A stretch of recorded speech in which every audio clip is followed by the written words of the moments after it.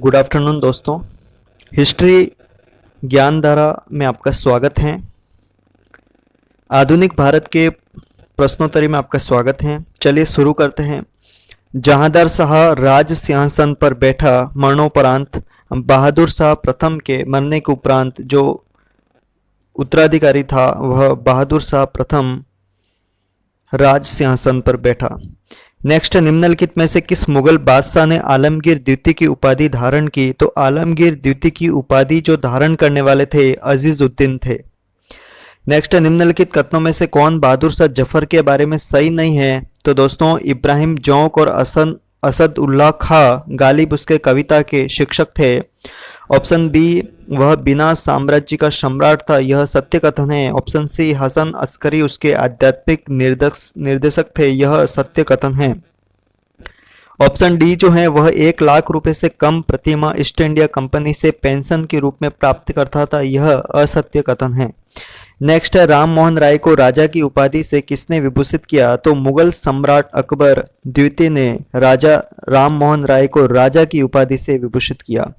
Next है, निम्नलिखित में से किस मुगल सम्राट ने राजा राम मोहन राय को अपने दूत के रूप में लंदन भेजा था? तो अकबर द्वितीय ने राजा राम मोहन राय को अपने पेंशन की चर्चा के लिए, पेंशन को शुरू करने के लिए राजा राममोहन राय को लंदन भेजा था। ऑप्शन सी इसका करेक्ट आंसर है। नेक्स्ट है, पांडिचेरी वर्तमान पुदुचेरी के संदर्भ में निम्नलिखित कथनों पर विचार कीजिए।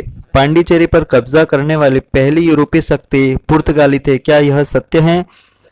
दूसरा है, पांडिचेरी पर कब्जा करने वाली दूसरी यूरोपीय शक्ति फ्रांसीसी थे, क्या यह सत्य है? नेक्स्ट है, अंग्रेजों ने कभी पांडिचेरी पर कब्जा किया ही नहीं, उपयुक्त में से कौन सा कथन सही है? तो इसमें केवल ऑप्शन पहला सही कथन है कि पांडिचेरी पर कब्जा करने वाली पहली यूरोपीय शक्ति पुर्तगाली थे, तो इसका ऑप्शन बी करेक्ट हो जाएगा।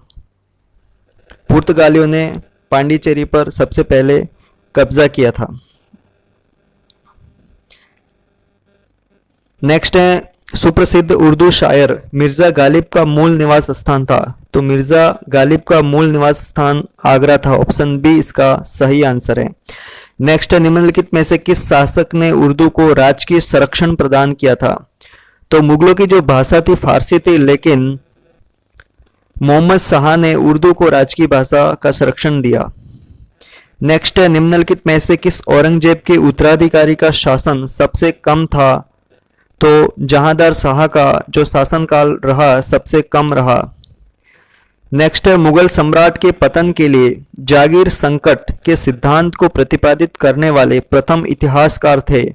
Option number D, Satish Chandra. एक बार फिर से, मुगल सम्राट के पतन के लिए जागीर संकट के सिद्धांत को प्रतिपादित करने वाले प्रथम इतिहासकार थे सतीश चंद्र।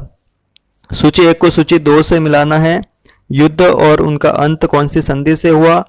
तो प्रथम कर्नाटक युद्ध जो है उसका अंत जो हुआ एक्स लॉ चैपल की संधि यूरोप में होने से प्रथम कर्नाटक युद्ध का अंत हो गया।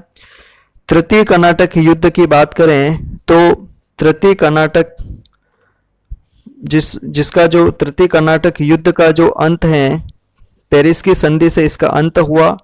द्वितीय कर्नाटक युद्ध अनिर्णायक रहा। द्वितीय कर्नाटक युद्ध जो है वह अनिर्णायक रहा। और प्रथम मैसूर युद्ध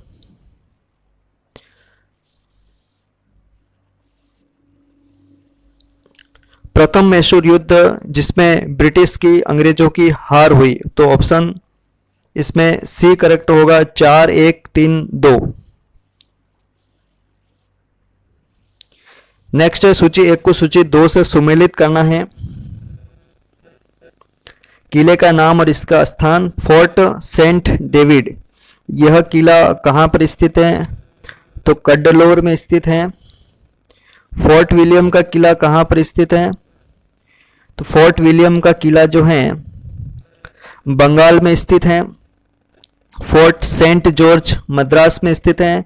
और फोर्ट लुई का जो किला है पांडिचेरी में स्थित है। ऑप्शन सी इसका करेक्ट आंसर है। नेक्स्ट, निम्नलिखित में से कौन सा युग्म सही सुमेलित है?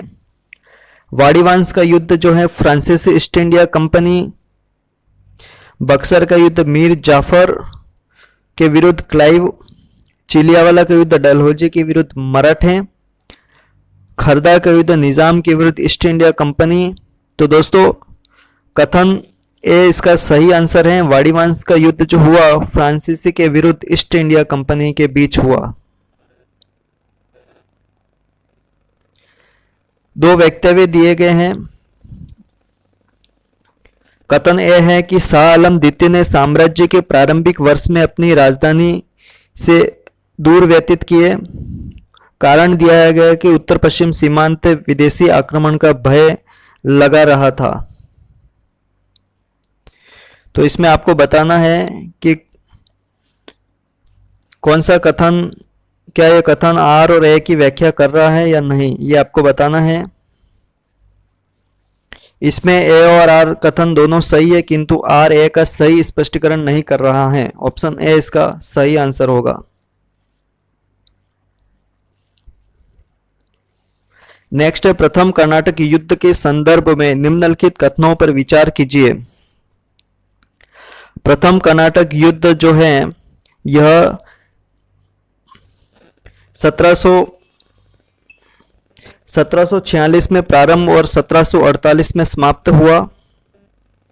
सही कथन है। कर्नाटक के नवाब अनबरुद्दीन ने इस युद्ध में अंग्रेजों की ओर से दखलंदाजी की। और चौथा जो कथन है वह सत्य है कि युद्ध के उपरांत फ्रांसीसियों द्वारा मद्रास अंग्रेजों को वापस कर दिया गया। तो ऑप्शन सी इसका करेक्ट आंसर है। हुगली को बंगाल की खाड़ी में समुद्री लूटपाट के लिए किसने अड्डा बनाया था? तो हुगली को बंगाल की खाड़ी में समुद्री लूटपाट के लिए पुर्तगालियों ने अड्डा बनाया था। नेक्स्ट, निम्न में से कौन नीला जल योजना ब्लू वाटर नीति से संबंधित है? तो डी अल्मेडा, उन्होंने ब्लू वाटर पॉलिसी लागू की थी। नीला जल योजना, शांत जल नीति। नेक्स्ट है, भारत में यूरोपीय शक्तियों के प्रवेश के संदर्भ में कौन सा कथन सही नहीं है? अंग्रेजों ने अपना पहला कारखाना दक्षिण भारत में मछलीपट्टनम में लगाया। सही कथन है। पुर्तगालियों ने 1499 ईस्वी में गोवा पर कब्जा किया। यह असत्य कथन है। 1510 होना चाहिए यहाँ पे।